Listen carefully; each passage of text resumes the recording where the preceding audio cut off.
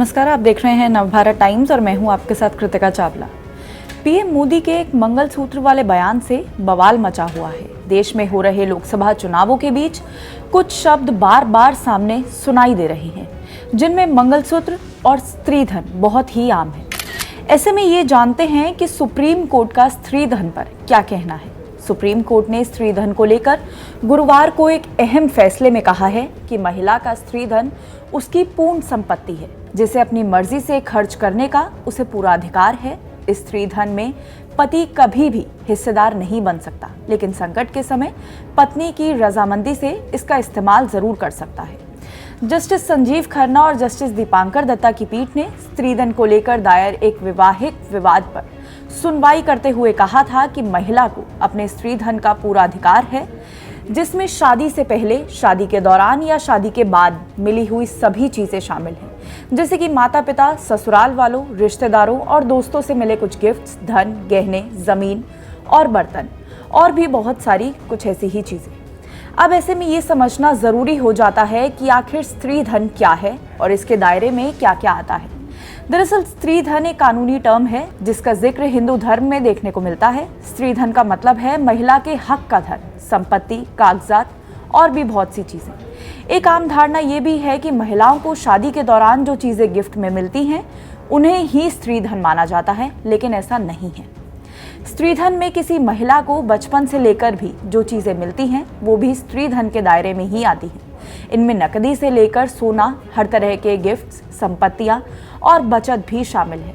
आसान शब्दों में कहें तो जरूरी नहीं है कि शादी के दौरान या शादी के बाद मिले इस तरह के उपहारों को ही स्त्रीधन माना जाए। स्त्रीधन पर अविवाहित स्त्री का भी कानूनी अधिकार है। इसमें वे सारी चीजें आती हैं जो किसी भी महिला को बचपन से लेकर मिलती रही हैं। इसमें छोटे मोटे गिफ्ट्स, सोना, कैश, स्विंग से लेकर तोहफे भी, मिली प्रॉपर्टी भी आती है। हिंदू महिला का स्त्रीधन का हक हिंदू उत्तराधिकार अधिनियम 1956 की धारा 14 और हिंदू विवाह अधिनियम 1955 की धारा 27 के तहत आता है। ये कानूनी शादी से पहले, शादी के समय या शादी के बाद महिला को स्त्रीधन अपने पास रखने का पूरा हक देता है। महिला चाहे तो स्त्रीधन को अपनी मर्जी से किसी को दे सकती है या बेच भी सकती है। इसके साथ ही घरेलू हिंसा अधिनियम 2005 की धारा 12 भी महिलाओं को ऐसे मामलों में स्त्रीधन का अधिकार देती है जहां वे घरेलू हिंसा का शिकार होती हैं। वे इन कानूनों की मदद से अपना हक वापस ले सकती हैं, लेकिन कई ऐसे भी मामले होते हैं जहां मंगलसूत्र को छोड़कर ज्यादातर स्त्रीधन महिला के ससुराल वाले रख लेते हैं, ये कहकर कि वे संभाल कर रखेंगे।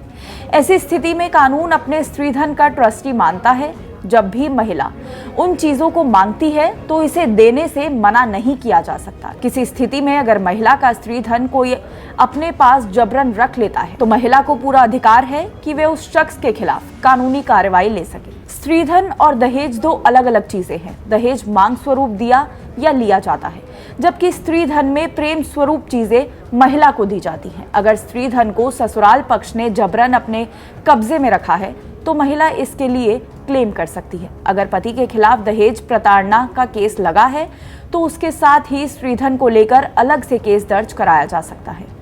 अगर कोई महिला अपने स्वामित्व वाली संपत्ति, जैसे स्त्रीधन कहा जाता है, उसे दान या तोहफे में देना चाहती है या फिर बेचना चाहती है तो कानूनी रूप से इस पर रोक नहीं है।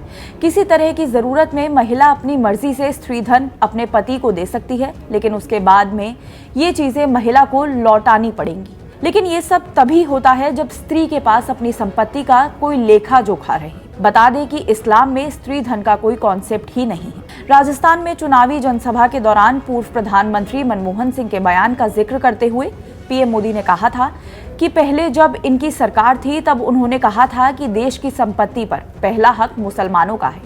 इसका मतलब ये संपत्ति इकट्ठा करके किसको बांटेंगे? जिनके ज्यादा बच्चे हैं उनको बांटेंगे, घुसपैठियों को बांटेंगे। क्या आपकी मेहनत का पैसा घुसपैठियों को दिया जाएगा? आपको मंजूर है ये? उन्होंने आगे कहा था कि ये कांग्रेस का मैनिफेस्टो कह रहा है कि वो माँ बहनों का गोल्ड का हिसाब करेंगे, उसकी जानकारी लेंगे और फिर उसे बांट देंगे, और उसको बांटेंगे जिनको मनमोहन सिंह की सरकार ने कहा था संपत्ति पर पहला अधिकार मुसलमानों का है। भाइयों बहनों, ये अर्बन नक्सल की सोच। मेरी माँ बहनों, ये आपका मंगलसूत्र भी नहीं बेच देंगे, ये यहाँ तक जाएंगे। ऐसे ही देश विदेश की बड़ी खबरों के लिए देखते रहिए नवभारत टाइम्स।